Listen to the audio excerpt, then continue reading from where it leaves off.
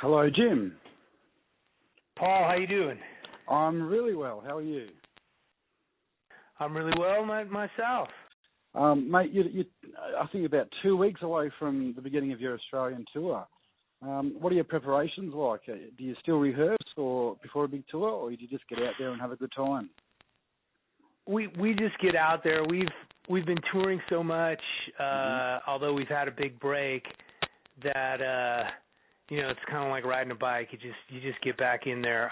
It's probably a good idea for everybody to go over a few songs and get their head into it.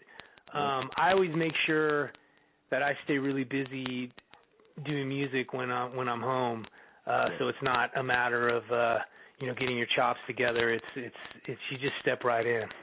Yeah. And I imagine the first show is a little, but there's that excitement too. And we've played so much together that usually we just step right in, and it starts to happen pretty quickly. And we've been pretty lucky here in Australia. We've gotten to see you quite consistently every couple of years. What are your memories of Australia? I always think of the first time that I came out there with the band because I've been in the band 12 years now. So not from the beginning, but one of the very first tours I did was in Australia, or in my early tenure with the band, which I believe was 2003. And oddly enough, I just left my gig with Sheryl Crow of 8 years. Which was a big deal, that was my gig, and I left it to be a band member in Counting Crows, and I had just gotten out of a serious relationship. All this happened within a week, and then also my grandmother died. It was three things, and then I went out on the road, and that tour was just it was wild. It was a real, which is kind of rare for us to have like a party tour, but that's what it was like out there, and I will always remember that. I kind of went a little crazy myself, and so I will remember that.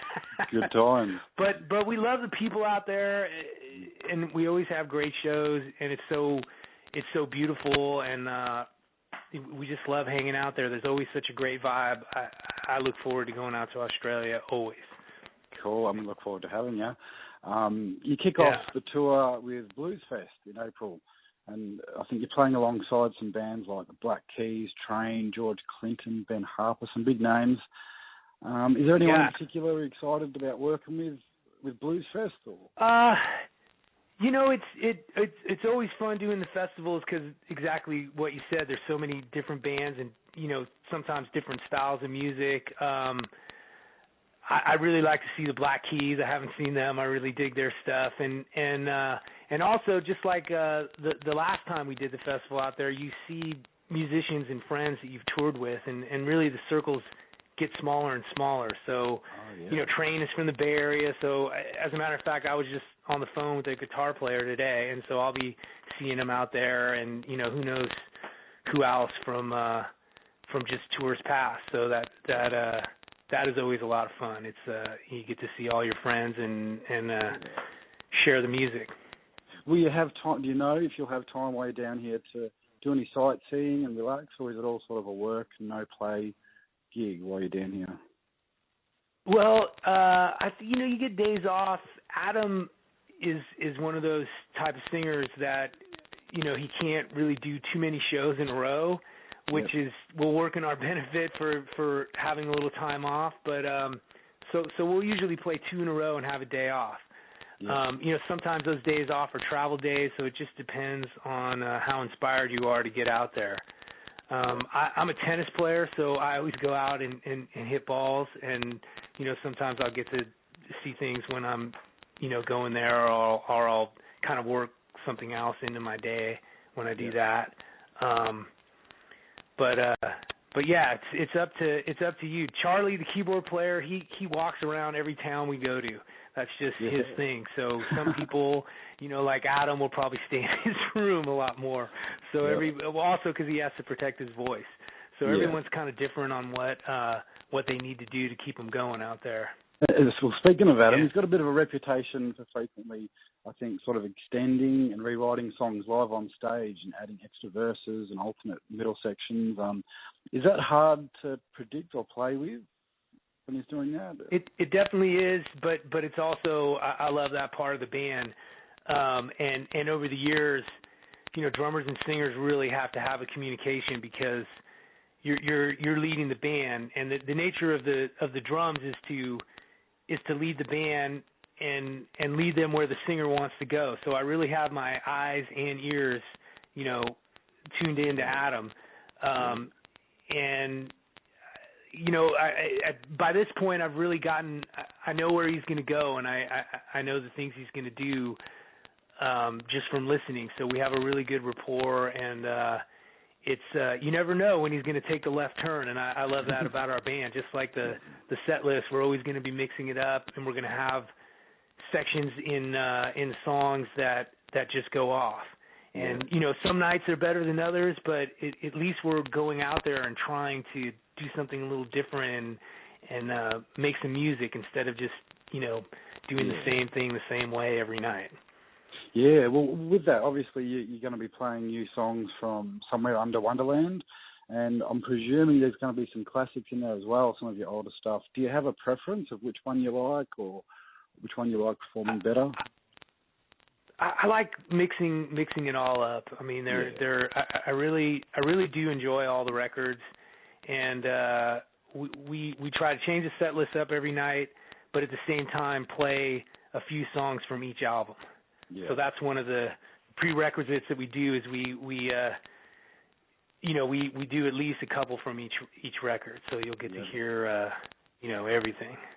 Well, we're all pretty excited about Somewhere Under Wonderland at the moment down here. I was wondering if you could just tell us a little bit about the album. Well, it was we hadn't done a studio record in quite some time, which I'm sure a lot of people are aware of, and all of a sudden Adam just had, it is a lot. Everybody in the band writes, but Adam kind of has to have the original inspiration, and then he'll kind of bring something to the rest of the group, and then we'll go from there. And as he usually does, he'll write one song, and then all of a sudden in a week or two just have an explosion of ideas. And so a lot of creativity happens in a short amount of time. We really went for the live performances as we do with this band, and we really record in an old school way where everybody's playing together, and we'll get that main take, and then we'll do some overdubs from there. But bands just don't make records that way anymore. I mean, there's something to me about a bunch of musicians in a room playing music together that has been lost. Yeah. Everything is just done in a click track, and different people, they may not even be together playing. I've done records where you're not even, in the same room, or you never even meet the person, and it can be done that way, but I think it kind of takes something out of the music.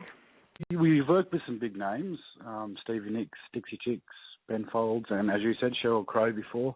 What's the highlight of your career to date, if you could put it down to one or two things? Wow. I know it's a hard one. That's a tough question. I think I've really done, I've had highlights with each of the artists that I've played with. I got to say, with Sheryl, I did some of the biggest things I've ever done just at that time.